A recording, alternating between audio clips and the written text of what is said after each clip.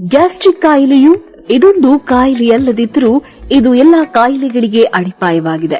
ತಿನ್ನುವ ಆಹಾರದಲ್ಲಿ ಸ್ವಲ್ಪ ವ್ಯತ್ಯಾಸವಾದರೂ ಹೊಟ್ಟೆ ಉಬ್ಬರ, ಎದೆ ಉರಿ, ಆಲಸ್ಯ ಉಂಟಾಗುತ್ತದೆ. ಗ್ಯಾಸ್ಟ್ರಿಕ್ ಒಮ್ಮೆ ಕಾಣಿಸಿಕೊಂಡರೆ ದೀರ್ಘಕಾಲದವರೆಗೆ ತೊಂದರೆ ಕಾಡುತ್ತದೆ.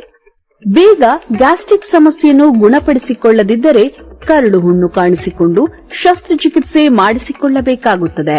ಸರಿಯಾದ ಸಮಯಕ್ಕೆ ಅಂದರೆ ಹಸಿವಾದ ಕೂಡಲೇ ಆಹಾರವನ್ನ ಸೇವಿಸಬೇಕು. ತಡ ಮಾಡುವುದರಿಂದ ಕರುಳಿನಲ್ಲಿ ಆಸಿಡ್ ಉತ್ಪತ್ತಿಯಾಗಿ ಆಹಾರಕ್ಕಾಗಿ ಕಾಯ್ತಾ ಇರುತ್ತದೆ. ಸರಿಯಾದ ಸಮಯಕ್ಕೆ ಆಹಾರ ಸಿಗದಿದ್ದಾಗ ಕರುಳಲ್ಲಿ ಅಲ್ಸರ್ ಉಂಟಾಗುತ್ತದೆ. ಊಟಕ್ಕೆ ಮುಂಚಿತವಾಗಿ ಅರ್ಧ ಲೋಟ ನೀರು ಕುಡಿಯಬೇಕು. ಊಟದ ಮಧ್ಯದಲ್ಲಿ ನೀರನ್ನ ಕುಡಿಯಬಾರದು. ಊಟವಾದ ಮೇಲೆ ಅರ್ಧ ಗಂಟೆ ನಂತರ ನೀರು ಕುಡಿಯಬೇಕು. ಊಟದ ಪ್ರಮಾಣ ಕಡಿಮೆ ಇರಲಿ. ಗ್ಯಾಸ್ಟ್ರಿಕ್ ಇರುವವರು ಆಲೂಗಡ್ಡೆ, ಬದನೆಕಾಯಿ, ಕಡಲೆಕಾಳು, ಕಾವೂತು ಕಡಲೆ, ಕರಿದ ಪದಾರ್ಥವನ್ನ ತಿನ್ನಬಾರದು.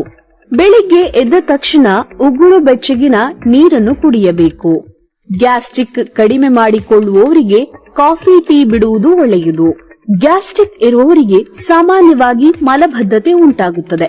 ದೊಡ್ಡ ಕರುಳಿನಲ್ಲಿ ಸಂಗ್ರಹವಾದ ಮಲ ಪ್ರತಿದಿನ ಪೂರ್ಣ ಪ್ರಮಾಣದಲ್ಲಿ ಸ್ವಚ್ಛವಾಗದೆ ವಾಯು ಪ್ರಕೋಪ ಉಂಟಾಗಿ ಹೊಟ್ಟೆ ಉಬ್ಬರ, ಹುಳಿತೇಗು, ಎದೆ ಉರಿ ಕಾಣಿಸಿಕೊಳ್ಳುತ್ತದೆ. ಇದರಿಂದ ಜೀರ್ಣಕ್ರಿಯೆ ಮಂದಗತಿಯಾಗುತ್ತದೆ. ಗ್ಯಾಸ್ಟ್ರಿಕ್ ಕಾಯಿಲೆಗೆ ಸಾಕಷ್ಟು ಮನೆಮದ್ದು ಇದ್ದರೂ ಯಾರೂ ಮಾಡಿಕೊಳ್ಳುವುದಿಲ್ಲ. ಮನೆಮದ್ದು ಎಂದರೆ ಎಲ್ಲರಿಗೂ ಉದಾಸೀನ. ನಮ್ಮ ಸಿದ್ದಲಿಂಗೇಶ್ವರ ಆರೋಗ್ಯಧಾಮದಲ್ಲಿ ಗ್ಯಾಸ್ಟ್ರಿಕ್ ಕಾಯಿಲೆಗೆ 2 ತರಹದ ಔಷಧಿಯನ್ನ ನೀಡಲಾಗುವುದು. ಈ ಔಷಧಿಗಳು ದೇಹ ಶುದ್ಧಿ ಮಾಡುತ್ತವೆ. ಪ್ರತಿದಿನ ನಾವು ಸೇವಿಸುವ ಆಹಾರ ಸಂಪೂರ್ಣ ಜೀರ್ಣವಾಗಿ ಅಜೀರ್ಣವನ್ನು ತಡೆಯುತ್ತದೆ. ಮತ್ತೊಂದು ಔಷಧಿ ದೊಡ್ಡ ಕರುಳನ್ನು ಶುದ್ಧಿ ಮಾಡಿ ವಾಯು ಪ್ರಕೋಪದ ಪ್ರಭಾವವನ್ನು ತಡೆಯುತ್ತದೆ. 4 ದಿನದಲ್ಲಿ ಉತ್ತಮ ಫಲಿತಾಂಶ ಉಂಟಾಗಿ ದೇಹ ಹಗುರಾಗುತ್ತದೆ. ದೇಹದಲ್ಲಿ ಲವಲವಿಕೆ ಮತ್ತು ಚೈತನ್ಯ ಉಂಟಾಗುತ್ತದೆ.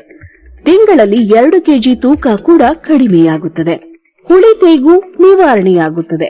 ಪ್ರತಿದಿನ 2 ಬಾರಿ ಮಲ ವಿಸರ್ಜನೆಯಾಗಿ ದೇಹ ಸಂಪೂರ್ಣವಾಗಿ ಶುದ್ಧಿಯಾಗುತ್ತದೆ.